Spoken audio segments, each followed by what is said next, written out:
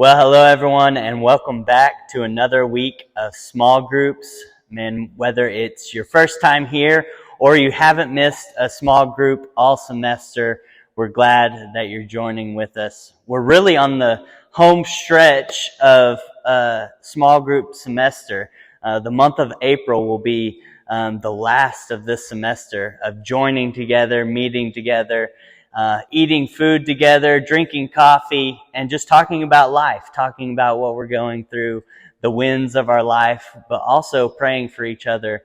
And so it'll stop our weekly meetings. I know some of y'all small groups like going rogue and meet the entire year. That's great.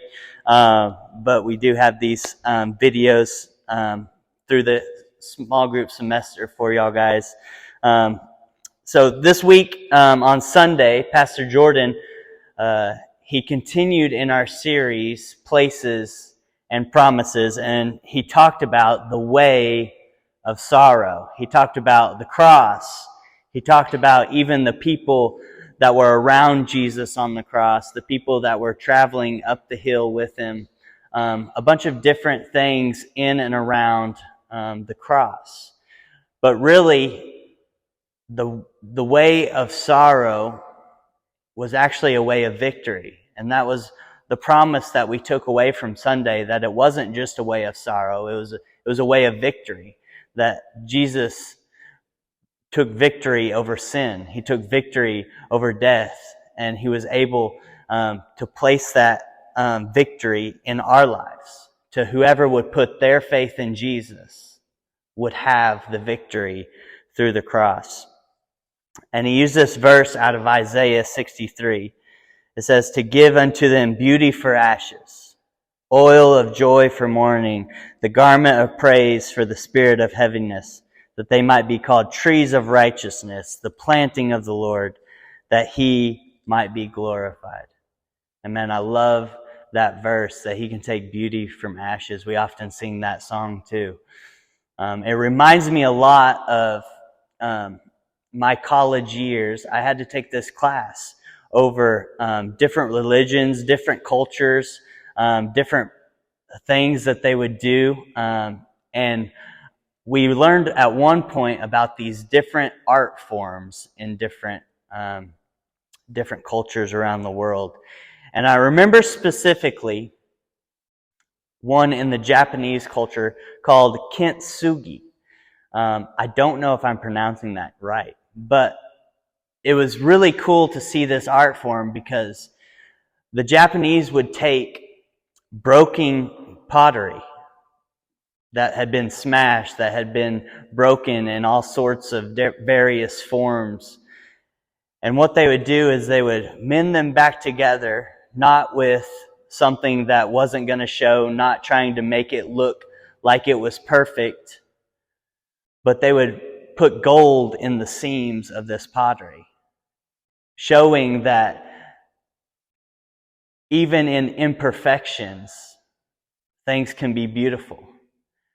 And although the Japanese may have thought they were really ahead of their time in the 15th century doing this art form, man, Jesus did it a long time ago.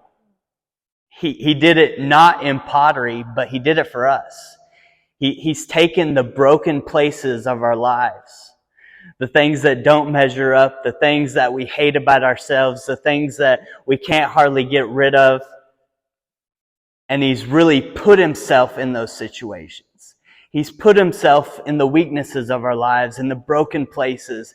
And he says, I want to make something that's broken, something that's imperfect, something that doesn't quite measure up, and I want to fill those voids. I want to make something beautiful out of something broken. And man, I think that's so awesome. Just the relation there of what Jesus does for us as Christians.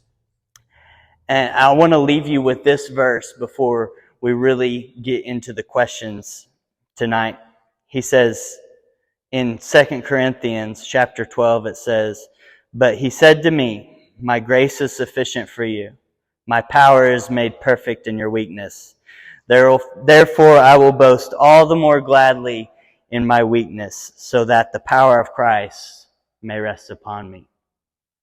I think this is awesome. I think this is goes against what we would have to do, because we don't put all of our weaknesses on Facebook. We don't talk about our weaknesses all the time. But man, this is what Paul is saying in these scriptures. He's saying, man, I will boast on this because it makes Jesus look all that much better in my life. And so let's get into the questions tonight. First questions. Number 1, in 2 Corinthians, it says that God's power is made perfect in our weakness. What does this mean to you?